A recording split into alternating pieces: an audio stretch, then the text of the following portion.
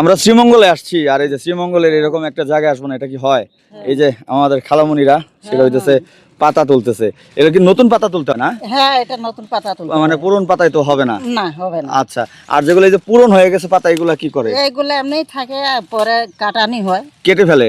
গাছ তো কখনোই মরে নাই, যে দেখা যাচ্ছে কেটে ফেলছে, না। আবার নতুন আবার গাছ হয় না, আবার নতুন করে গাছ হবে। তো কোনো সমস্যা নাই। আর ওই যে যেটা মাথায় পরে আছি, আমাদের মানিকগঞ্জের ভাষায় এটা মাতাল বলে, আপনাদের কি বলে?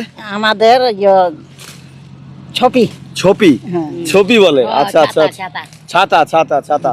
তো সবার এই ছাতায় একই রকম সাইজ, কোনো মানে সবগুলাই একই রকম। আর এই যে দেখেন কি বড় চায়ের বাগান। আমরা এখন আসি হচ্ছে শ্রীমঙ্গলের মাধবপুর যে লেক আছে, ঠিক তার সামনে যে চায়ের বাগান সেখানে। আর ওনারা এখন এটা তুলতেছে, এটা তোলার পরে খাওয়া দাওয়া করবে, দুপুরে লাঞ্চ করবে, দেন রেস্ট নিয়ে আবার কাজ শুরু করবে। আপনারা কি বেতনভুক্ত নাকি?